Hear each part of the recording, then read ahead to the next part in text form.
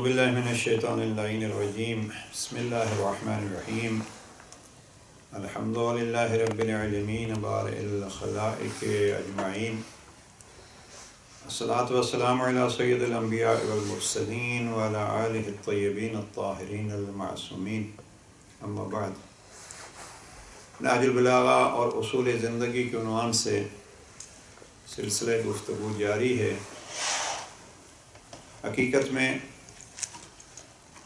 قرآن مجید کے نزول کا سبب انسانیت کو اس کا کمال بتلانے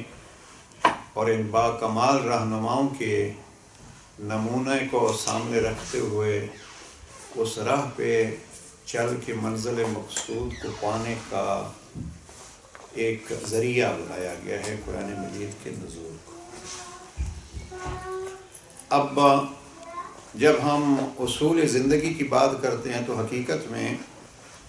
یہ ہستیاں جن کو اللہ نے کبھی نبی کی صورت میں، رسولوں کی صورت میں، ہادیوں کی صورت میں، ائمہ کی صورت میں بنا کے بھیجا ہے اور منتخب کر کے بھیجا ہے، ان کے دو کام ہیں۔ یہاں سے اگر ہم بات کو شروع کریں، ایک یہ ہے کہ وہ جو اصول قرآن نے بتلائے ہیں ان کی وضاحت فرمائیں،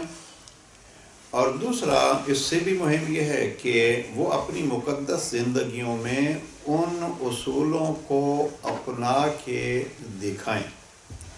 یعنی ان کا کام ہے بتانا بھی اور دکھانا بھی۔ اب بتانے میں تو کہا جا سکتا ہے کہ قرآن مجید نے بھی بتلایا ہے، لیکن قرآن مجید بتلا سکتا ہے، قرآن مجید دکھلاتا نہیں ہے۔ اب دکھلانے کے لیے بھی قرآن مجید نے وہ ہادی بتلائے ہیں کہ دیکھیے یہ ہادی ہیں اور انہوں نے آپ کو دکھانا ہے۔ مثلا پیغمبر اکرم صلی اللہ علیہ وآلہ وسلم کے لیے قرآن مجید نے بار بار یہ فرمایا کہ آپ کے لیے اسوہ حسنہ،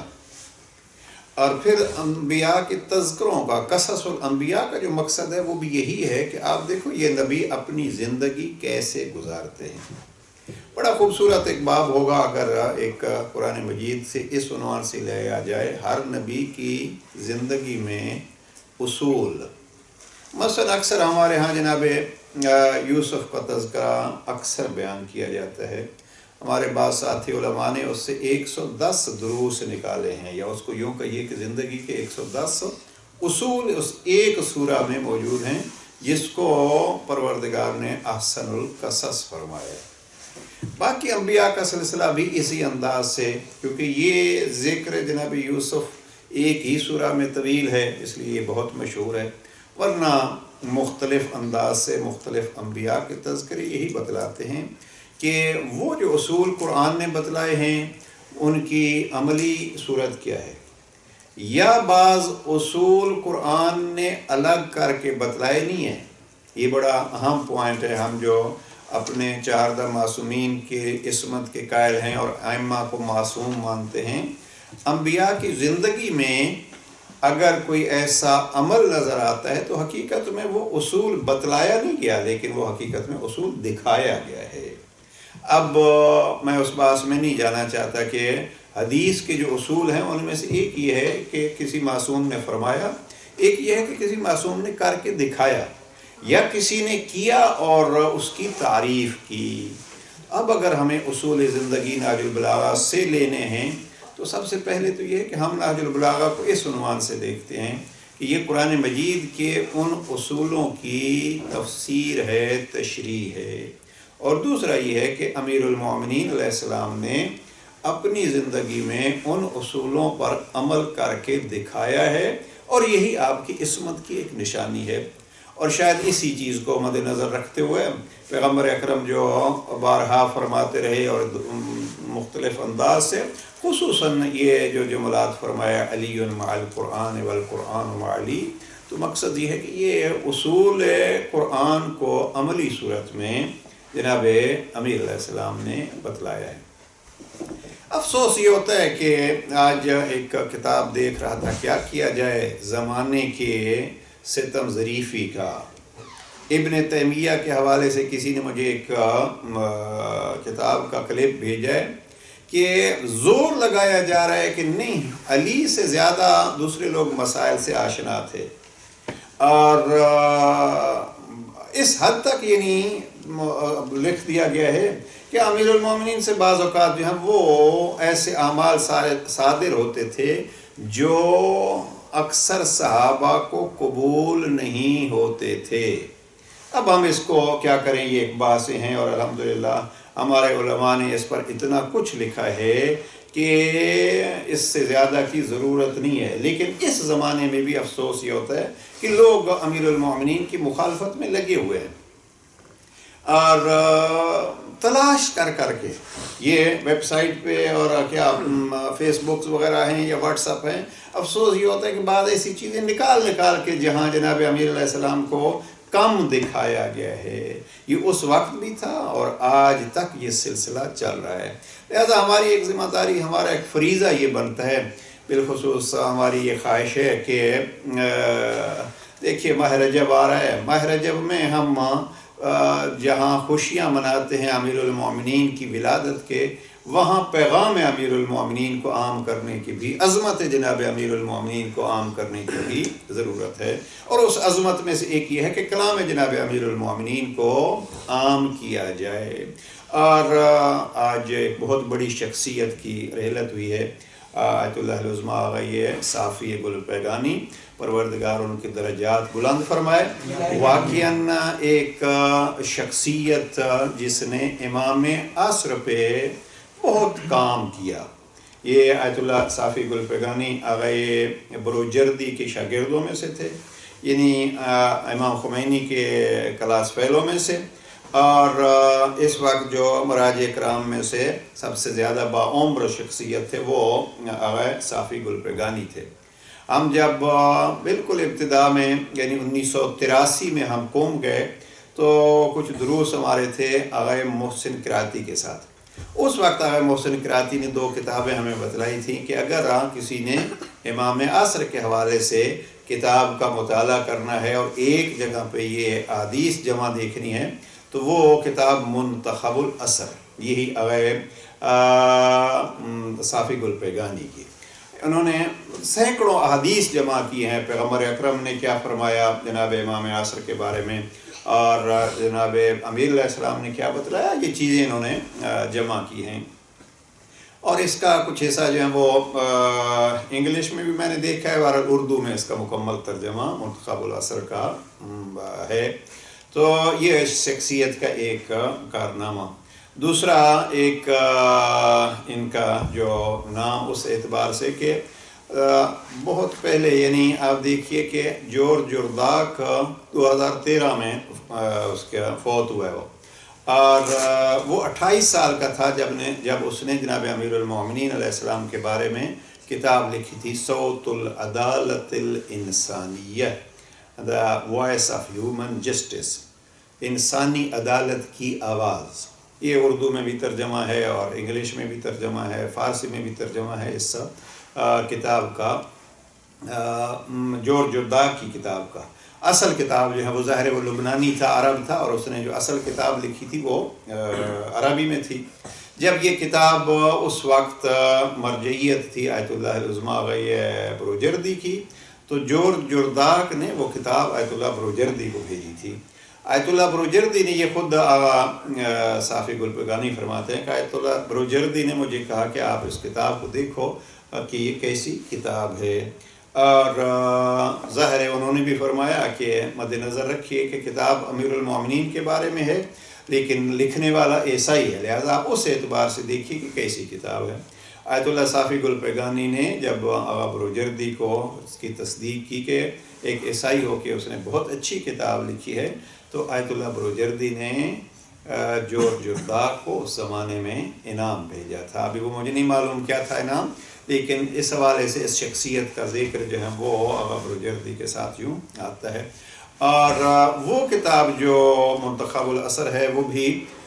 ظاہراً آغا بروجردی کے کہنے پہ انہوں نے لکھی ہے۔ تو بات ذہن میں یوں آ گئی کہ اس شخصیت کا ایک بہت بڑا کارنامہ، ساری زندگی انہوں نے خصوصیت کے ساتھ امام عصر کے متعلق جو ہے وہ بہت کچھ لکھا، بہت کچھ انہوں نے فرمایا۔ تو وہ ایک گفتگو آج ان کی سن رہا تھا، تو وہ کہتے ہیں کہ اگر ان کا کلام لوگوں تک پہنچایا جائے تو ضرور اثر کرتا ہے، یہ بہت مہم جملہ ہے عزیزان. پہلے تو یہ ہے کہ ضرور اثر کرتا ہے. اب وہ جن کے سامنے قابل دقت چیز ہے کہ وہ جن کے سامنے جناب امیر علیہ السلام گفتگو کر رہے تھے آیا ان پر کتنا اثر ان جملات نے کیا. تو حقیقت یہی ہے کہ بڑے بڑے جو ہیں وہ مجبور ہو کے جناب امیر علیہ السلام کے دروازے پہ آئے اور جھکے. یہ کلام ہی کا اثر تھا کہ جس کی وجہ سے جناب مشکلوں میں ہی صحیح. مسئلہ یہ ہوتا ہے اور یہ زمانے کا ایک عجب روش ہے کہ جب آسانیاں ہوں تو دوسرے بھول جاتے ہیں، لیکن جب مشکلیں ہوں تو پھر مشکلیں حل کرنے کے لیے کوئی رہ جاتا ہے. اور کامل بندہ وہی ہوتا ہے کہ جو مشکلوں میں دوسروں کے لیے مشکل کشا بنے. بہرحال جناب امیر المومنین کے بارے میں اس وقت بھی کیا کچھ کہا گیا اور اب تک بھی کہا جا رہا ہے، لیکن کسی نے بہت خوب کہا کہ کمال وہ ہوتا ہے کہ جس کا دشمن اقرار کرے. تو جناب امیر علیہ السلام کے اس زمانے کے بھی دشمن جو ہیں وہ اقرار کرتے رہے کہ اگر کسی کے پاس کمال ہے تو وہ صاحب کمال حیثیت امیر المومنین کی ہے، اور اس کی نشانی یہ ہے کہ کوئی مشکل آ جائے تو رجوع جناب امام کی طرف ہوتا تھا. بہرحال ہمارا موضوع کیا ہے؟ اس میں یہ ہے کہ اس ذات گرامی سے ہمیں اصول زندگی دیکھنی ہے. آج میں دو چیزوں کی طرف اشارہ کرنا چاہتا ہوں. ایک تو یہ ہے کہ یہ زمانہ جس سے ہم گزر رہے ہیں، بالخصوص یہ بیماری کا دور، تو گزشتہ میرے خیال میں فرائیڈے کو، جمعے کو، کسی عزیز سے بات ہو رہی تھی، اور یہ ہے کہ مساجد میں شرکت اور مساجد کی اور امام بارگاہوں کی مجالس اور ان میں شرکت اور تعداد، تو کچھ ان کا اظہار ایسا تھا کہ ایک اعتبار سے تو آسان ہو گیا کہ ہم گھر بیٹھے دور دور سے بڑے بڑے علماء کو سن لیتے ہیں. میں نے ان کو بھی عرض کیا اور اس وقت سے یہ ذہن میں آیا کہ ایک سلسلہ ائمہ معصومین علیہ السلام نے جو کہا ہے زورو، مؤمنین کی زیارت کرو، ایک ہے علم کا حصول، اور اس علم کے حصول کے ساتھ جو مراکز دینیہ ہیں ان کی اہمیت کے لیے بھی یہ احکام جاری کیے گئے. اور اس کی نشانی کیا ہے؟ آپ دیکھیے مثلا نماز. اب ایک شخص جو ہے وہ اگر جماعت کے ساتھ پڑھتا ہے تو اس کا ثواب اور ہے، اور اگر وہ اکیلا پڑھتا ہے تو ممکن ہے تفصیل سے پڑھ لے اور زیادہ دقت سے وہ پڑھ لے. لیکن فرق کیا ہے؟ نماز میں فرق کیوں ہے؟ یہ فرق میں سمجھتا ہوں ایک دوسرے کی عزت اور احترام کی نشانی ہے. اور اگر نماز جمعہ کو آپ دیکھیں تو ایک حکم یہ ہے کہ دور دور سے آپ اکٹھے ہو، تو نماز جمعہ کی اہمیت جو ہے وہ اپنے اعتبار سے. تو یہ ایک اسلام میں اور اصول زندگی میں یہ ہے کہ دوسروں کو اہمیت دینا، دوسروں کو زیارت کرنا. یہ جناب امیر علیہ السلام سے تو نہیں ہے، معصومین میں سے کسی سے یہ روایت نقل ہے کہ میں نے گزشتہ سیشن میں بھی ظاہراً نقل کی تھی یا کسی اور پروگرام میں کہ اگر آپ مومنین کی، اس گزشتہ پروگرام میں یہ عرض کر رہا تھا کہ اگر آپ معصومین کی زیارت نہیں کر سکتے تو امام فرماتے ہیں پھر مومنین کی زیارت کر لو، آپ کو اسی کا ثواب ملے گا. معصومین کی زیارت نہیں کر سکتے تو آپ معصومین کی زیارت کے بجائے آپ جیسے مجبوری ہے تو مومنین کی زیارت کر سکتے ہیں. لہٰذا یہ سلسلہ ایک یہ ہے کہ ایک دوسرے کی زیارت، ایک دوسرے کے ساتھ تعاون. اب اس کے دو مرحلے ہیں. ایک تو جہاں ہم رہ رہے ہیں وہاں یہ ہوا کہ خاندانوں کا سلسلہ جو ہے وہ بہت کمزور ہو گیا ہے. خاندانی رشتے جو ہیں وہ بھی ملنے ملانے کے مسائل جو ہیں وہ ہو گئے. میں ابھی اس طرف نہیں جاتا، بس اتنا عرض کروں گا کہ اس خاندانی اہمیت کو اگر جاننا ہے وہ نہج البلاغہ میں اصول جناب امیر المومنین نے دو جگہ پہ بتلا دیے. کئی دفعہ عرض کر چکا ہوں، لہذا اس کی تفصیل میں نہیں جاتے. خط نمبر 31 میں جناب امیر المومنین نے امام حسن مجتبی علیہ السلام کو مختصر اور کتنے خوبصورت انداز میں فرمایا اس خاندان کی عظمت اور خاندان کی اہمیت کے بارے میں. اور وہاں جناب امام فرماتے ہیں کہ اگر یہ تیرے حقیقت میں ایک بازو ہیں، اور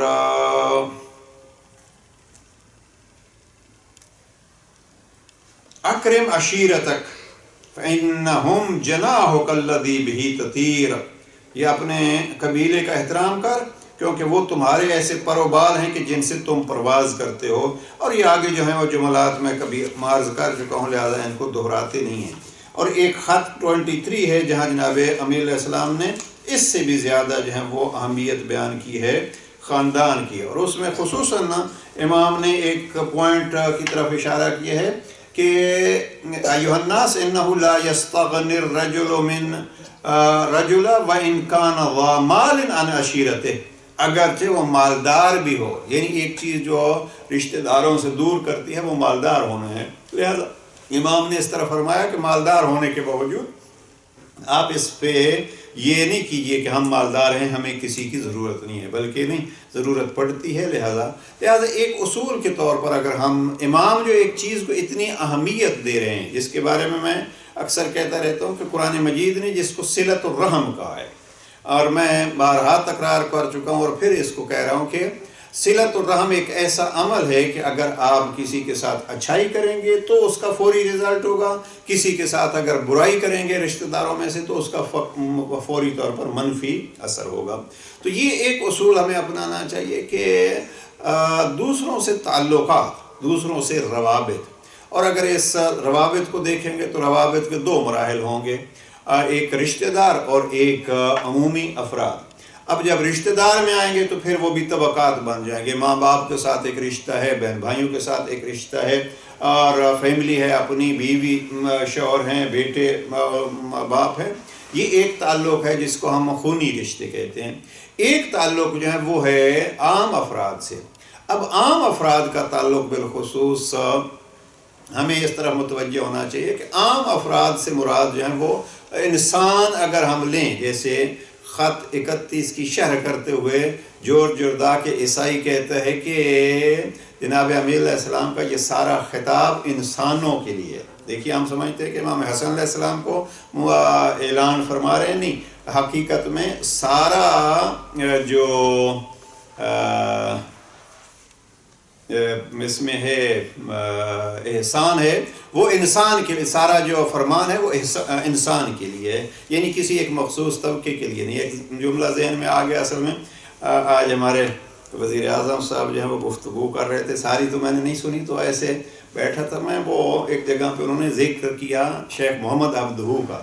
تو اب شیخ محمد عبدہو کا ایک خاص جو ہے وہ تعلق ہے، آپ کو جانتے ہیں کہ نہج البلاغہ سے. آپ شیخ محمد عبدہو کی نہج البلاغہ کی بہترین حاشیہ ہے. یعنی آیت اللہ خامنئی کہتے ہیں کہ میرے پاس جو پرسنل پرانا استعمال کرتے ہیں خامنئی نہج البلاغہ، وہ فرماتے ہیں 2 جلدی ہے جس پہ حاشیہ ہے شیخ محمد عبدہو کا. یعنی کوئی 120-25 سال پہلے ان کی رحلت ہوتی ہے، اور واضح علماء نے لکھا ہے کہ جتنا کام نہج البلاغہ پہ مصر میں شیخ محمد عبدہو نے کیا ہے اتنا کسی اور نے اس زمانے میں نہیں کیا. پھر وہ سبب بنے کہ شیخ محمد عبدہو کے شاگردوں میں سے بہت سو نے شیخ محمد عبدہو کے حاشیے پہ پھر نہج البلاغہ کا حاشیہ لکھا، یا پھر اپنے الگ حاشیے جو ہیں وہ اس پہ لکھتے رہے. تو وہ کہہ رہے تھے کہ شیخ محمد عبدہو کبھی یورپ میں آئے. شیخ محمد عبدہو پہ بھی میں کئی عرض کر چکا ہوں کہ ایک اثر تھا سید جمال الدین افغانی کا. تو وہ کہہ رہے تھے آج ہی کسی بیان میں کہ شیخ محمد عبدہو یہاں جب آئے تو انہوں نے ایک جملہ واپس جا کے مصر میں کہا کہ برطانیہ میں ہم نے اسلام تو دیکھا ہے، مسلمان نہیں دیکھے، اور مصر میں ہم نے مسلمان دیکھے ہیں، اسلام نہیں دیکھا. اب یہ مختلف لوگ مختلف انداز سے بیان کرتے رہتے ہیں، لیکن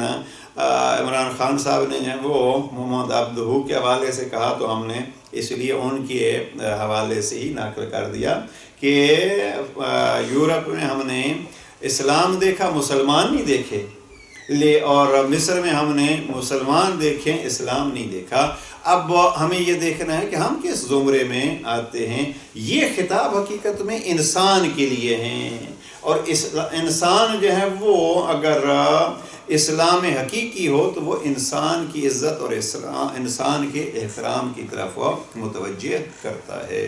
لہذا یہ اصول کہ دوسروں کے ساتھ تعلق، اب تعلق جو ہے وہ ایک، میں اس کو کہتا ہوں جب تعلق کی بات آتی ہے تو وہ میراث والی بات آتی ہے.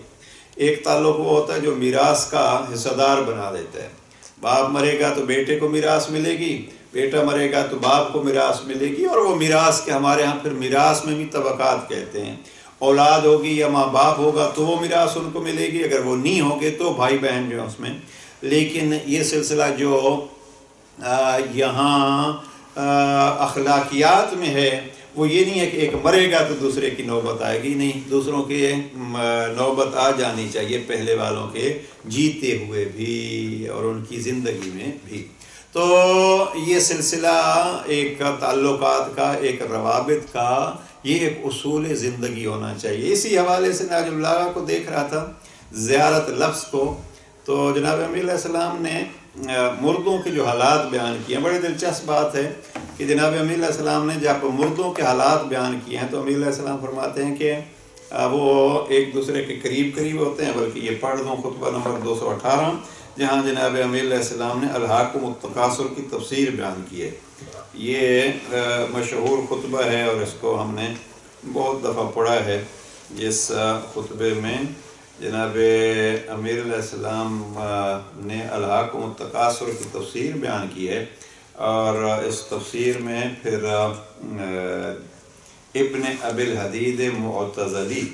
وہ کہتے ہیں کہ میں نے اپنی زندگی کے 50 سالوں میں اس خطبے کو جو ہے وہ 1000 بار پڑھا ہے، اور جب بھی پڑھا ہے تو اس میں نئے نئے پوائنٹ جو ہیں وہ میں نے دیکھے ہیں۔ بہرحال اس خطبے میں بھی، اور پھر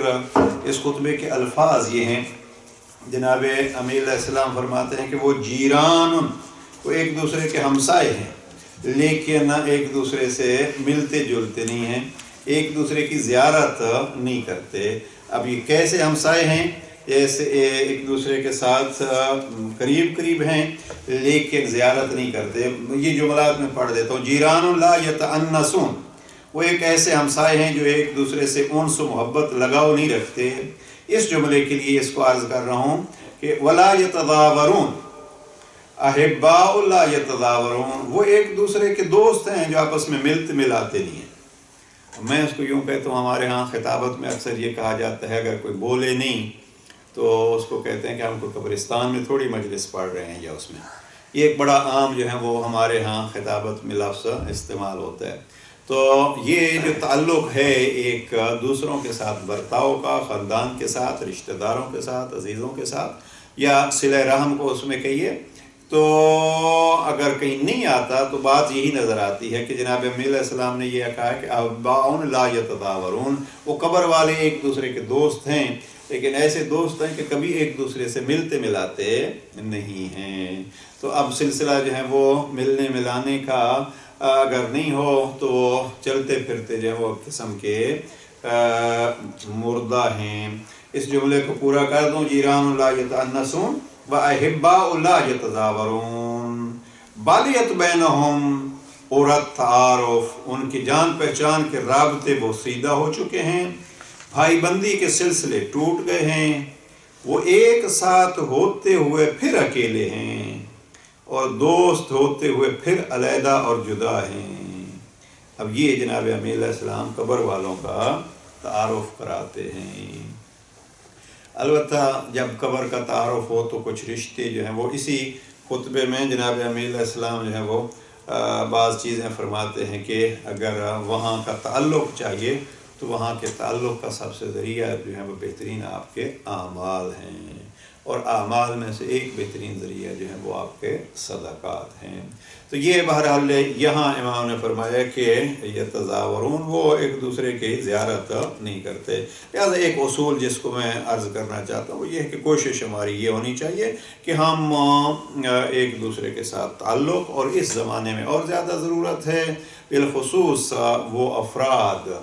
جن ہمارے ہاں ایک فاتحہ کے لیے ایک جملہ استعمال کیا جاتا ہے کہ خصوصیت کے لیے ان کے لیے فاتحہ پڑھا جائے جن کا فاتحہ پڑھنے والا کوئی نہیں۔ میں کہتا ہوں کہ ان کو بھی مل لیا جائے جن کو ملنے والا کوئی نہیں، اور اس انداز سے یہ بھی ایک زندگی میں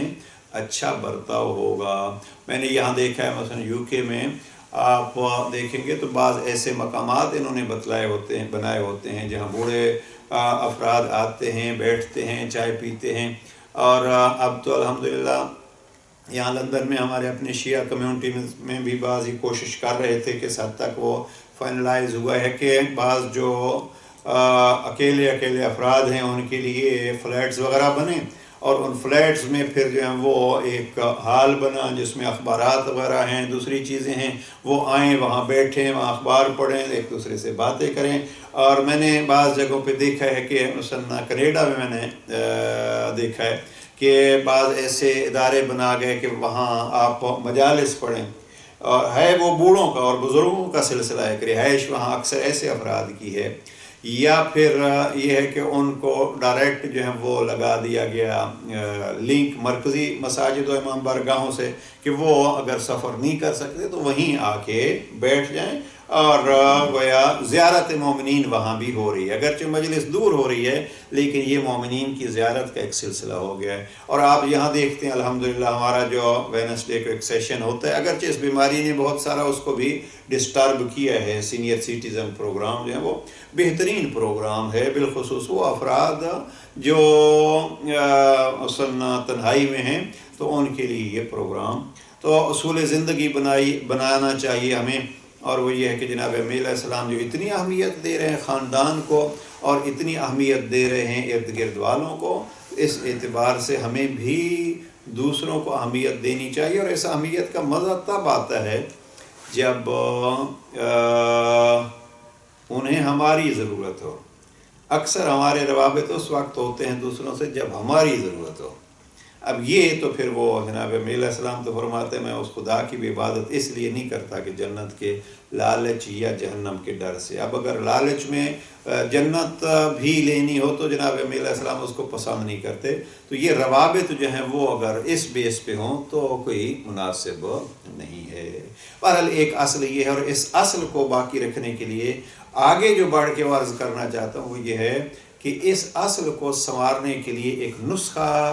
جناب امیر المومنین نے بتلایا، اور وہ ہے خط 23 میں جہاں امام نے وصیت فرمائی ہے۔ اب بارہا اس کو پڑھا ہے اور ہم نے اس پہ گفتگو کی ہے، لیکن اس چیز کو دیکھ رہا تھا کہ یہ بگڑے ہوئے تعلقات کیسے بنائے جا سکتے ہیں۔ اس کا ایک اصول یہ ہے کہ آپ دوسروں کی غلطیوں کو معاف کر دیں۔ اب کس کی غلطیوں کو؟ اب امام وصیت کر رہے ہیں اس وقت جب امام زخمی ہیں، اور اس زخمی حالت کی وصیت میں امام فرما کیا رہے ہیں، خبردار خیال رکھنا جس نے مجھے قتل کیا ہے، فعفو، تمہارے لیے میرے لیے رضا الہی کا باعث ہے اور تمہارے لیے بھی نیکی ہے۔ یعنی یہاں امام فرماتے ہیں کہ اس کو جتنا اس کا جرم ہے اس سے زیادہ اس کو سزا نہ دی جائے۔ ان اب کا فانا ولی و دمی و ان افنف الفناء میعادی، میں اگر بچ گیا تو میں خود اس سے انتقام لوں گا، اور ان افنف الفناء میعادی، اور اگر میں اس دنیا سے چلا گیا تو وہ دنیا سے چلا جانا میری وعدہ گاہ ہے۔ وَإِنْ أَعْفُ فَالْعَفْوُ لِي قُرْبَةٌ، اور اگر میں اس کو معاف کر دوں تو یہ میرے لیے رضا الہی کا باعث ہے۔ البتہ یہ ذرا غلط مفہوم بھی اس کا لیا جاتا ہے۔ اس کا مفہوم یہ ہے جناب امیر علیہ السلام اپنے زخمی حالت میں وصیت فرما رہے ہیں، یعنی اگر مجھے صحت مل جائے اور میں اس سے بچ جاؤں تو پھر جو ہے وہ آگے اس کے ساتھ کیا کرنا ہے۔ ورنہ یہ ہے کہ اگر قاتل معصوم ہے تو اب اس کا سارا سلسلہ وہی ہوگا جو اس قاتل کا ہوتا ہے۔ لہذا کوئی یہ کہے کہ جناب امیر علیہ السلام تو یہ فرما رہے تھے اور پھر وہ رسا نے کیا کیا ہے، جناب امیر علیہ السلام اس صورت میں فرما رہے تھے جب زخمی صورت تھی۔ اب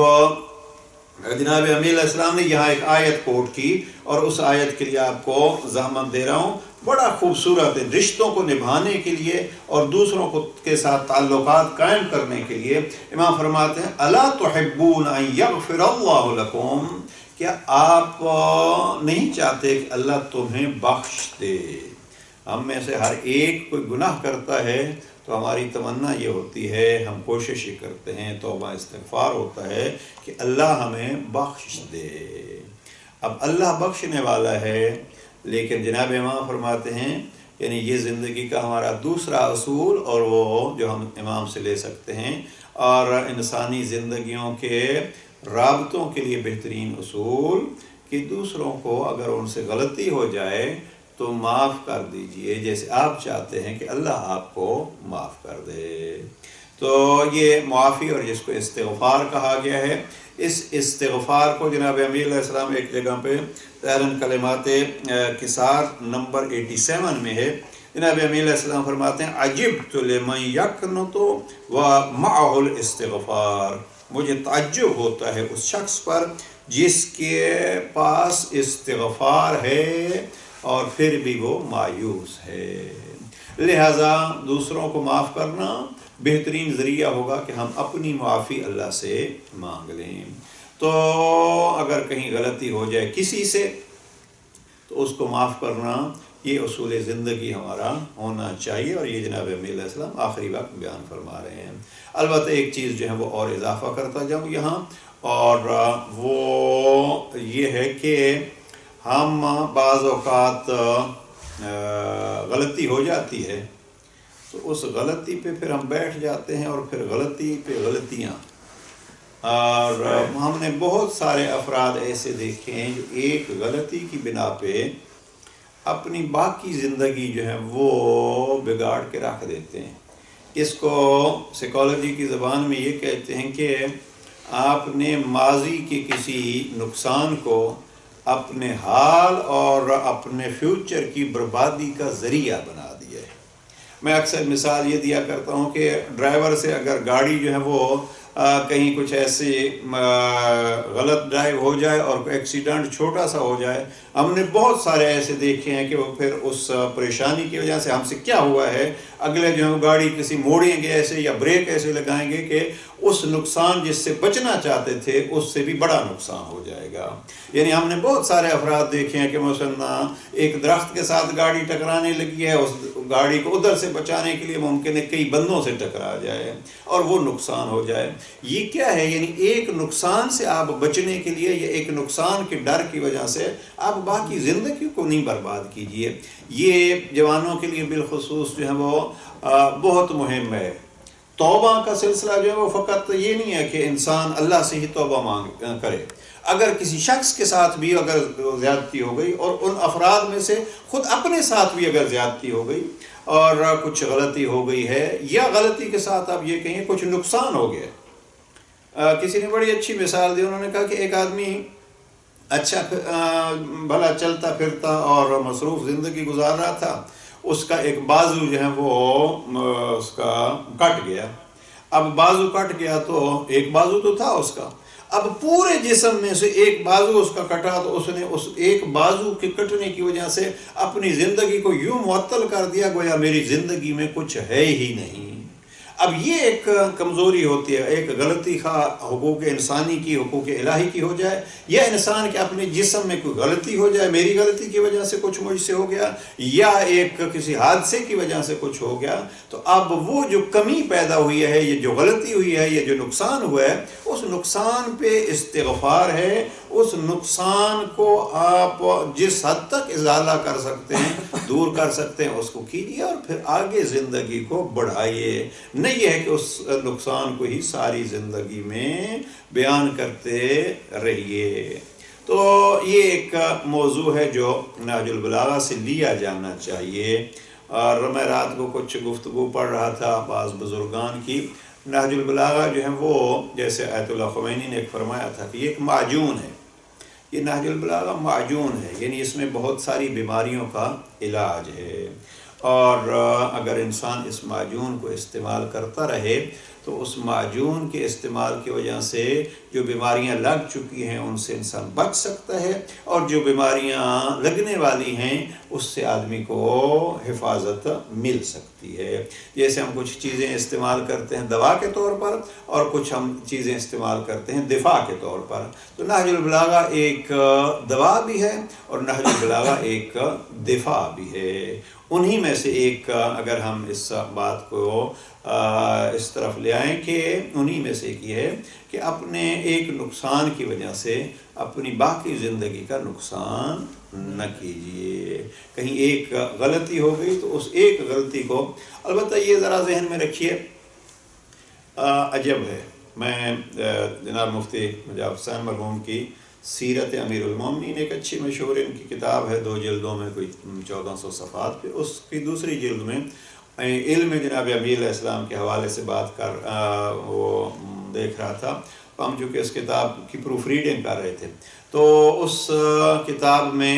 حد کیا ہے، قذف کیا ہے، قصاص کیا ہے، دیت کیا ہے، یہ احکام شرعیہ کی بحث جو ہے وہ اس میں آتی ہے. تو وہاں جناب امیر علیہ السلام سے باتیں فقط انہوں نے وہ نقل کی ہیں وہاں دوسری جلد میں علوم کی، جو جناب امیر المؤمنین علیہ السلام سے نقل ہوئی ہیں، یا پھر مثلا امام محمد باقر علیہ السلام نے یا امام جعفر صادق علیہ السلام نے بھی بات کی ہے اور وہ نقل کی ہے کہ امیر المؤمنین ایسے فرماتے تھے. اب وہاں جناب امیر المؤمنین نے بہت ساری ایسی چیزیں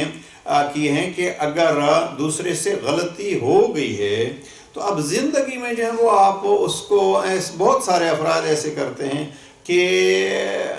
ان کا ایک انداز گفتگو ایسا ہوتا ہے کہ ساری زندگی ان کو وہ گفتگو یا وہ جو غلطی ان سے تھی وہ یاد دلاتے رہتے ہیں. اب یہ ایک بہت بڑا انسانی کمزوری کا ثبوت ہے کہ کسی نے جناب امیر علیہ السلام اس سلسلے میں جو وہ عجب اللہ فرماتے ہیں، تیرے سامنے کسی نے غلطی کی ہو تو اس کی بھی غلطی کو مت دہراؤ، اس کی غلطی کی وجہ سے اس کو کمزور مت سمجھو، اس لیے کہ شاید آپ نے اس کی غلطی کو دیکھا ہے اور آپ کی غلطی کے بعد، آپ کے دیکھنے کے بعد وہ ممکن ہے اس کی معافی مانگ چکا ہو. اب آپ جس کی غلطی کو گن کے غلطی کر رہے ہیں، ممکن ہے اسی غلطی کو وہ معاف کرا چکا ہو اور اس کی غلطی کی وجہ سے آپ غلطی میں مبتلا ہیں. تو یہ ایک سلسلہ جناب امیر علیہ السلام کی زندگی سے کیا فرامین سے اصول زندگی جو ہم لیتے ہیں، یہ رشتوں کو اور ان رشتوں میں سے انسانیت کے رشتے کو نبھانا چاہیے. اور ایک یہ ہے کہ ہم اگر رب سے توقع کرتے ہیں کہ وہ ہماری غلطیوں کو معاف کر دے تو ہمیں بھی اپنی غلطیوں کی معافی مانگنی چاہیے، اور دوسروں سے اگر کوئی غلطیاں ہو جائیں تو ان کو معافی دے دینا چاہیے. یعنی جس کو معاف کرنا ہمارے بس میں ہے، اگر ہم اس کو معاف نہیں کریں گے تو پھر جس کے بس میں ہمارا معاف کرنا ہے وہ ہمیں کیسے معاف کرے گا؟ ہم اگر لوگوں کو معاف کر دیں گے تو وہ خالق ہمیں معاف کر دے گا. بہرحال جن سے غلطی ہو جاتی ہے وہ بھی معافی مانگتے رہیں، لیکن مایوس نہ ہوں، اس لیے کہ جناب امیر کا یہ فرمان ہم نے پڑھ دیا ہے، عجبت لمن یقنط ومعہ الاستغفار، کہ اس کے ساتھ استغفار ہے، تو مایوس اس کو نہیں ہونا چاہیے. بہت سارے افراد اس دور میں اس حالت میں جو ہے وہ مایوسی میں مبتلا ہیں. اب مایوسی جو ہے وہ ایک مختلف، لا تقنطوا من رحمت اللہ، آپ اگر اس کو دیکھیں اللہ کی رحمت سے مایوس نہ ہو. یعنی انسان جو ہے وہ جس مشکل سے مشکل حالت میں بھی ہوتا ہے اس کو مایوس نہیں ہونا چاہیے، اس لیے کہ کئی دفعہ دیکھا گیا ہے اور قرآن مجید کے بھی الفاظ ہیں، ظاہر میں ہمیں ایک چیز لگتی ہے بہت برا ہو گیا ہمارے ساتھ، آگے کچھ ٹائم بعد جو ہے وہ ہمیں معلوم ہوتا ہے کہ نہیں، وہ جو ہوا تھا وہ ہمارے لیے بہت اچھا ہوا تھا. اور دوسرا یہ ہے کہ اگر ہو ہی گیا ہے تو اب اس کے گلے شکوے جو ہیں وہ، ایک سائیکالوجی کے ایک ٹیچر نے بہت خوب کہا، اور وہ ان کا کہنا یہ تھا کہ کامیاب لوگ وہ ہوتے ہیں یا پرسکون لوگ وہ ہوتے ہیں جو اس زندگی کے ساتھ رہنا سیکھ لیتے ہیں جو زندگی ان کو مہیا ہے. اب ہم اگر چاہیں کہ ہماری زندگی ایسی ہو، مثلا آپ کسی چیز کو بھی لے لیں، صحت میری ایسی ہو، رہائش میری ایسے ہو، آمدن میری ایسے ہو، موسم میرے لیے ایسا ہو، اب اگر ہم اپنے لیے کریں گے کہ یہ میرے لیے ہو، یہ میرے لیے، اور ان میں سے ایک چیز بھی میسر نہیں ہوگی تو پھر اس کا نقصان کیا ہوگا؟ اس کا نقصان یہ ہوگا کہ ہم مطمئن نہیں ہوں گے، سکون میں نہیں ہوں گے. ابھی وہی آدمی جو ہے وہ، کسی نے بڑا خوب کہا کہ اگر آپ مثلا ٹیمپریچر ہائی ہو جاتا ہے اور اس ٹیمپریچر کی وجہ سے جو ہے وہ 100 گلا کریں، زمین کا گلا کریں، آسمان کا گلا کریں، خدا کا گلا کریں، بندوں کا گلا کریں، وہ گلے کرنے سے آپ کا ٹیمپریچر جو ہے وہ نیچے نہیں آئے گا. اس نے موسم کو دیکھنا ہے، تو آدمی بات ہی وہ کیا کرے جس بات کے کوئی فائدہ ہی اس کو نہ ہو۔ لہذا بہتر یہ ہے کہ اپنی زندگی کو جیسی ہے اس کے مطابق گزارنے کی کوشش کریں، اور یہی زندگی جو ہے وہ کامیابی اور سکون کا ذریعہ بنے گی۔ اور اگر بہت زیادہ پریشان ہوتے ہیں تو ایک تو یہ صبر کا جو حکم ہے، دوسرا یہ ہے کہ اگر بہت زیادہ پریشان ہوتے ہیں تو اس پریشانی کے ساتھ جو ہے وہ آپ گننا شروع کر دیں کہ یہ ہمارے پاس نہیں ہے۔ ہم چونکہ ساری زندگی یہی گنتے رہتے ہیں، ہمارے پاس نہیں ہے، نہیں ہے، نہیں ہے، یہ نہیں ہے کو ہم گنتے ہیں، ہے جو ہے اس کو اگر ہم گننا شروع کر دیں تو بہت ساری چیزیں جو ہیں وہ ہمارے لیے آسان ہو جائیں گی۔ اور بات کو یوں سمیٹتے ہیں کہ اگر کسی نے بڑا خوب کہا، اور یہ ایاز و محمود کا وہ جملہ بڑا مشہور ہے کہ ایاز کا محمود کا بڑا پسندیدہ غلام تھا ایاز، اور سب سے زیادہ اہمیت وہ اس کو دیتا تھا، اور جو چیز اس کے سامنے پیش کرتا تھا۔ تو ایک دفعہ جو ایسا ہوا کہ کھانے میں بھی جو پسند محمود کو تھی وہ ایاز کو پیش کرتا۔ تو ایک دفعہ ایاز کو کچھ خربوزہ پیش کیا جو بہت کڑوا تھا، اور ایاز اس کو بڑے پیار سے کھاتا رہا۔ کچھ دیر بعد محمود کا بھی جی چاہا کہ یہ میں بھی کچھ کھا لوں، یہ تو بڑے مزے سے کھا رہا ہے۔ تو اس نے کہا کہ مجھے بھی دو، کچھ تو دیا تو بہت کڑوا تھا۔ اس نے کہا یہ آپ کو محسوس نہیں ہو رہا تھا؟ اس نے کہا ہو رہا تھا، مسئلہ یہ ہے کہ ساری زندگی آپ سے میٹھی چیزیں کھائی ہیں اور اپنی مزے کی چیزیں کھائی ہیں، اب ایک دفعہ جو ہے وہ آپ کے ہاتھ سے کڑوی آ گئی ہے تو میں اس پہ جو ہے بیٹھ کے گلا شکوہ اور اس کو رد کر دوں، یہ سوال ہے اس میں۔ تو ہمیں بھی اگر رب نے ساری زندگی میں اتنے خود اب کیا دیا ہے، زندگی تو دی ہے، ایک زندگی اس نے دی ہے، اس زندگی کو ہم اگر مناسب انداز سے خرچ کریں تو وہ پرسکون ہو سکتی ہے۔ لہٰذا استغفار کے حوالے سے یہ ہوگا کہ استغفار کا ایک مفہوم جو میں سمجھاؤں، جیسے ہم رب سے استغفار کر سکتے ہیں، مایوس نہیں ہونا چاہیے، جناب امیر علیہ السلام فرماتے ہیں۔ اسی طریقے پہ اگر کوئی آپ کا نقصان ہو جاتا ہے تو اس پہ بھی مایوس نہیں ہونا چاہیے، اور کوئی اگر آپ کی طبیعت کے خلاف کام ہو رہا ہے تو گلے شکوے کر کے اپنے آپ کو ایک ناراضگی کا اظہار کرنے کے بجائے جس حد تک ہو سکتا ہے اس کی برداشت کی کوشش کریں۔ تو یہ وہ چھوٹے چھوٹے اصول ہیں جو ہم اپنی زندگیوں میں اپنا کے اپنی زندگیوں کو پرسکون بنا سکتے ہیں۔ پروردگار محمد و آل محمد کی عظمتوں کا صدقہ ہمیں اس نہج البلاغہ اور اصول زندگی سے فائدہ اٹھانے کی توفیق عطا فرمائے، اور اس کتاب کو عام کرنے کی توفیق نصیب فرمائے۔ واقعاً ضرورت ہے جناب امیر المومنین کی اس ندا کو عام کرنے کی، اور اس کا کسی نے بڑا خوب کہا، ایک جاہز بڑا مشہور آدمی تھا، اس نے 100 کلمات لکھے جناب امیر علیہ السلام کے۔ ایک شخص جو ہے وہ اٹھتا ہے اور وہ کہتا ہے کہ جاہز نے فقط جو ہے وہ 100 کلمات لکھے ہیں، انہوں نے کوئی 12,000 کلمات جناب امیر علیہ السلام اکٹھے کیے ہیں۔ ایک عیسائی تھا، اس کو کہا گیا ہے، اور اس کے وہ 100 کلمات موجود ہیں، اس کو کہا گیا کہ آپ 100 کلمات کے ساتھ جناب امیر علیہ السلام کی زندگی سے عکس کرو۔ وہ کہتے ہیں میں نے ایک دفعہ نہج البلاغہ کو پڑھا تو سارے میرے لیے تو وہ تھے کہ میں ان کو سب کو لکھ دوں، دوسری دفعہ تیسری دفعہ میرے لیے مشکل یہ تھی کہ میں کون سا چھوڑوں۔ اب جناب امیر علیہ السلام کے فرامین جو ہیں وہ یہی ہیں کہ ہم کون سا کلام چھوڑیں۔ لہذا جناب امیر علیہ السلام کے فرامین میں وہ کمال اور وہ چیزیں ہیں، اور خود زندگی جناب امیر علیہ السلام کی، میں یہ عرض کروں گا کہ اگر ہم اسی خط 23 کو لے لیں جو جناب امام علیہ السلام کے ایک قسم کی وصیت ہے، تو اس آخری لحظات میں بھی امام کے جو ہو یہ عفو در گزر گویا امام کے سامنے ہے، اور ہمیں بھی زندگی میں یہی کہ آپ عفو در گزر کو مد نظر رکھیے، اور یہ اصول زندگی ہوگا تو ہمارے لیے اپنی زندگی بھی پرسکون ہوگی اور دوسروں کی زندگی بھی پرسکون ہوگی انشاءاللہ۔ والسلام علیکم ورحمۃ اللہ وبرکاتہ۔ وعلیکم السلام ورحمۃ اللہ وبرکاتہ۔